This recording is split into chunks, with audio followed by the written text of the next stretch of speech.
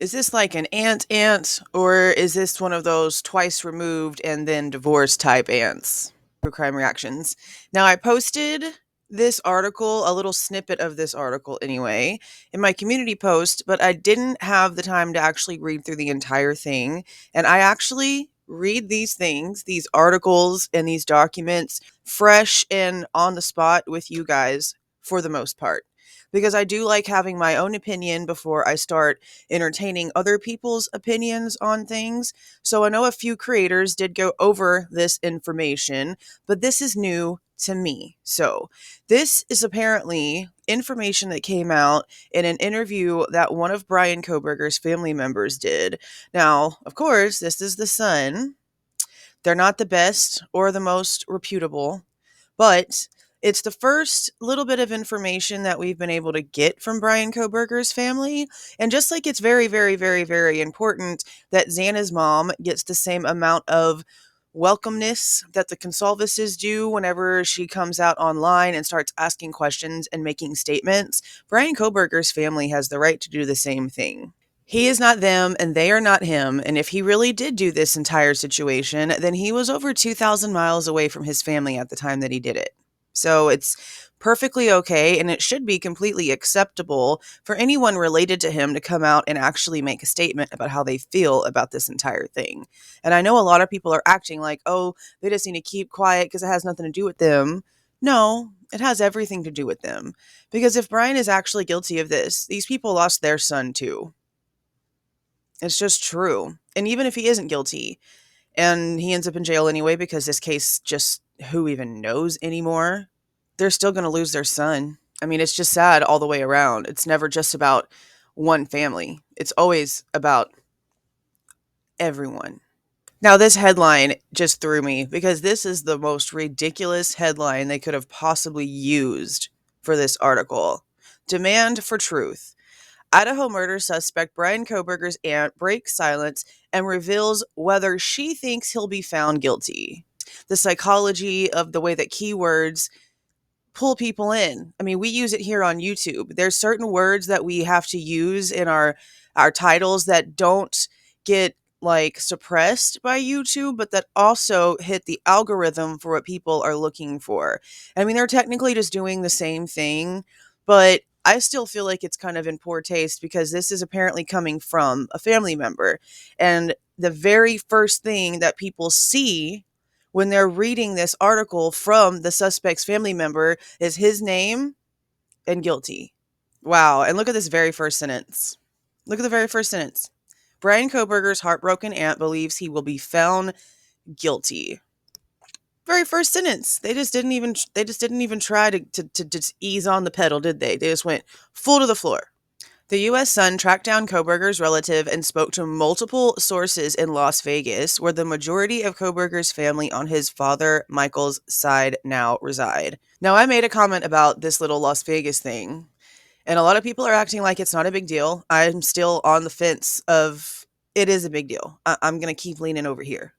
Because this situation, we keep being told that this was a targeted event. But then we're being told that there's no connections whatsoever between the 4 people that lost their lives and the man that they're basically claiming did it. And I have always kind of said that maybe it doesn't have anything to do with his connection to the actual victims, that there could be a connection between him and one of the surviving roommates. Now, you guys do remember that the defense team was supposed to go to Nevada to interview Bethany Funk, right? And then I showed you in that community post that not only Bethany is from that area or living in that area, but Xana's mom is also from that area. And apparently a lot of Bryan Kohberger's family lives in that area too. And we are still trying to find a connection, right? So maybe people shouldn't just sweep under the rug so much that it's kind of common for people from those areas to go back and forth, because we're trying to find the connection. And a lot of people were trying to look at it in Pennsylvania. What if it's not in Pennsylvania? What if the connection is in Nevada, actually? And it's 7:30 in the morning, and I've literally taken maybe 2 sips of my coffee. So I don't know if my memory is actually running on all cylinders right now. But didn't we also get information that whenever Bryan and his dad were driving back to Pennsylvania that they stopped in Nevada? I could have sworn we read that. And then, of course, they just have a whole bunch of photos. Is there any actual information? Okay. They migrated over to California and then Nevada from the East Coast many years ago, while Michael and his wife Marianne and 3 children remained in Pennsylvania. So I'm going to assume that means the aunt went from Pennsylvania to Cali and then from Cali to the Nevada. Okay. Kohberger's Las Vegas relatives described the case as surreal, with many trying to distance themselves from what has become one of the biggest murder cases in recent years. Some claimed although the 28-year-old was an odd character and very reclusive growing up, he never showed any signs of violence, and many were left stunned when he was named as a suspect. Pretrial hearings have been pushed back to October 26 due to an unspecified illness, while Kohberger remains in a maximum security cell at Latah County Jail in Moscow.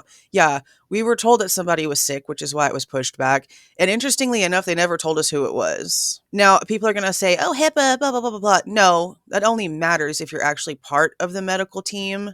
Like, I have to follow HIPAA because of my job. People that are just working in an office area don't get, penalized by HIPAA violations for just telling somebody that Lacey over in the next office happens to have a cold. That's not how it works.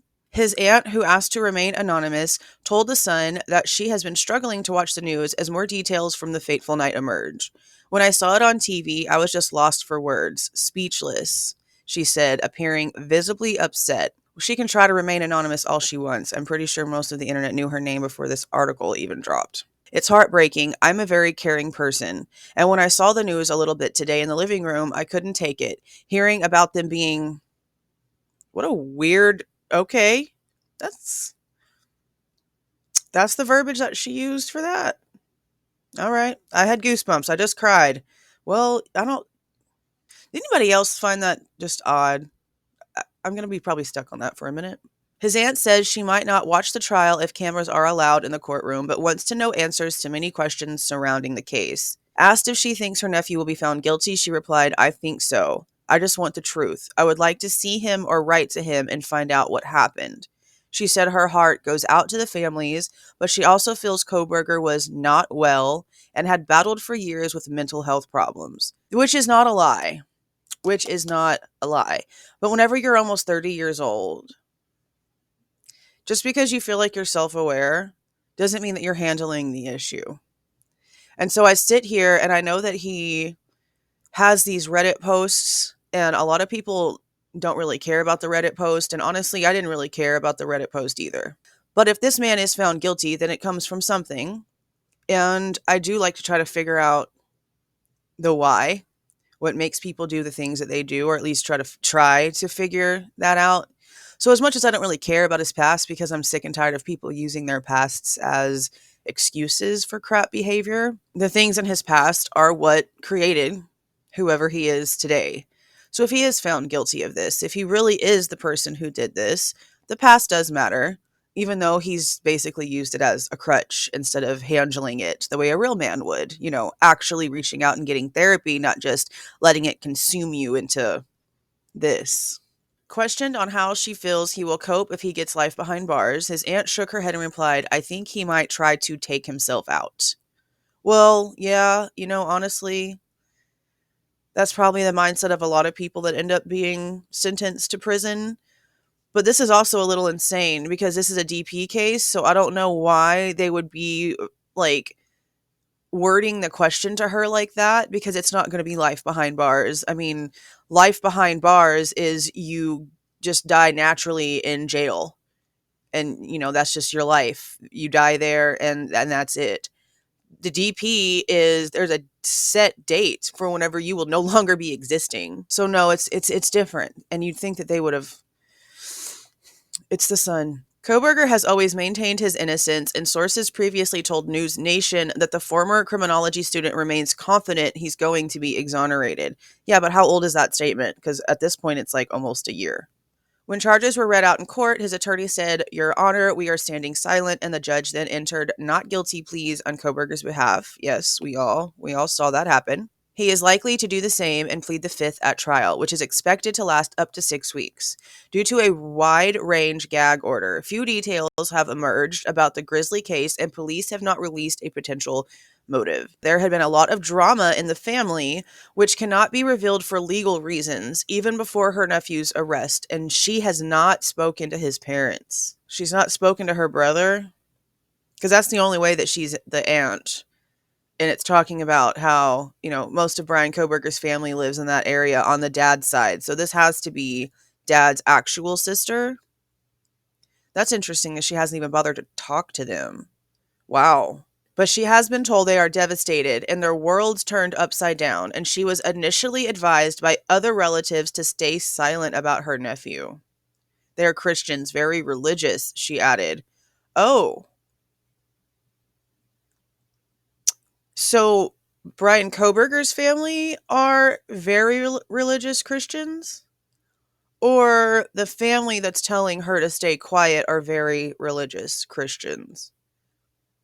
I'm going to assume the latter. Having flown her nephew and his family over to Las Vegas on a handful of occasions when he was younger, she described him as shy and troubled teenager. She claims she was aware of him suffering depressive episodes and was told he was on medication, although she is not sure what he was prescribed by doctors. To me, he was humble and quiet. I didn't see any violence in him, she said. But if you're not on the right medication, you can be triggered. I think he may have snapped. I don't have another answer for why he was depressed. I guarantee he had a wonderful childhood.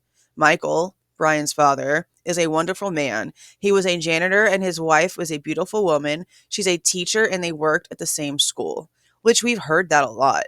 We've heard a lot that the people that did know Bryan back in the day, back in elementary school, 20 years ago, 15, 20 years ago, they all had the same, comments about Bryan Kohberger's family, especially his mom, that she was just a sweet woman that everyone loved. And I don't know. I mean, a lot of people have also said that he had a really nice childhood. We know his parents apparently had some sort of bankruptcy issues at some point. But just because people have financial problems doesn't mean that their childhoods are horrible. It doesn't mean that their family life is just completely unstable. Money problems don't always mean that, the household is in chaos. It just doesn't. I flew Bryan and his family out here a few times. Once I told Bryan I would show him all around Vegas, but the odd thing was he stayed in the house. She says she suspected he was taking things at the time. As it has previously been reported, he became a big H addict after falling in with the wrong crowd. Okay, well, that was again back in high school. That was in high school, and he went through rehab and hasn't apparently, we don't know, but they told us back in the day, whenever that was a situation, that he got clean from that. And I do want to mention, when they were going through all of his stuff, I know they found something with green stuff in it, and everyone just assumes that's what that is, which is fine, who cares? But when it comes to the fact that this is now another family member claiming that he was on psych meds as a teenager, I don't remember there being any prescription bottles. I'm going to go back and look over the inventory reports, but I don't remember them finding any actual scripts. His aunt says it was no big secret that he was into that kind of thing, and she was concerned he was also doing wow, wow, wow, and wow to deal with mental health issues. She hoped he had gotten clean and believed he had an interest in criminology, as others in the family studied forensics, and some of his uncles have a military background. That's interesting. Okay. Former friends have previously spoken out to allege he sought out to be the alpha among his pals after struggling with his weight during his younger years. Alpha, huh? That's a very strange word for someone who's quiet and reclusive. He later reportedly got into kickboxing and became vegan, while friends claim he got more aggressive as he got in shape. His aunt says she hasn't seen her nephew in more than 5 years before his arrest. See, that's what I mean. That's what I mean. Where are the interviews with the people that were currently an active part of his everyday life? Where are they? Why are all of these interviews always from people who hasn't seen or spoken to him in years?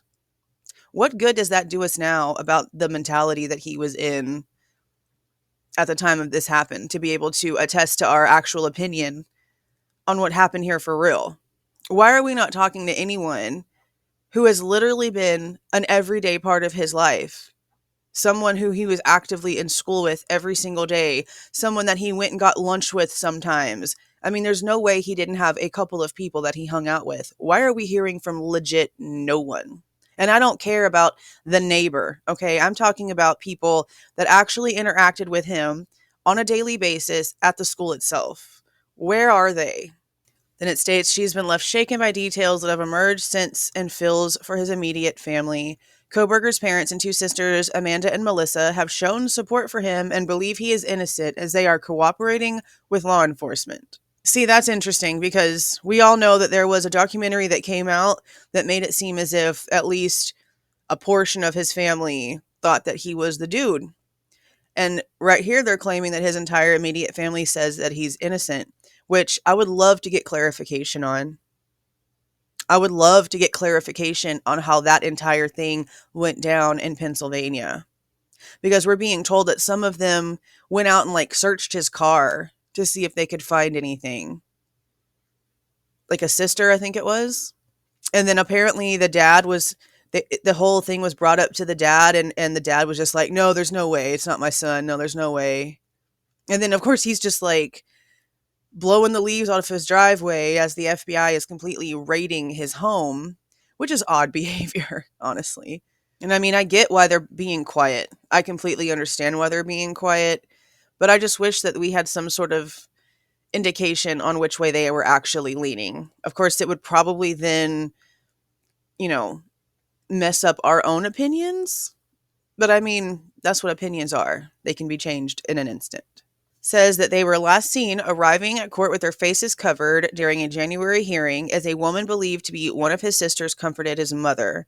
They are said to be struggling financially as his sisters were also reportedly fired from their jobs as therapists due to their association with the suspect. Yep, that's true too, which is freaking horrible. And it looks like that is the end of the article. I mean, we didn't learn anything in this article, really. It just seems like no one's on the same page about anything. We hear one way that his family, thinks that he's completely innocent. And then we hear, oh, his sisters thought he was the guy. They were, rummaging through his car. Everything is just so flip-flopped constantly. But let me know you guys' thoughts about this article down in the comments. If you liked this video, please do not forget to leave a like on your way out. Subscribe to the channel if you are not subscribed already. See y'all.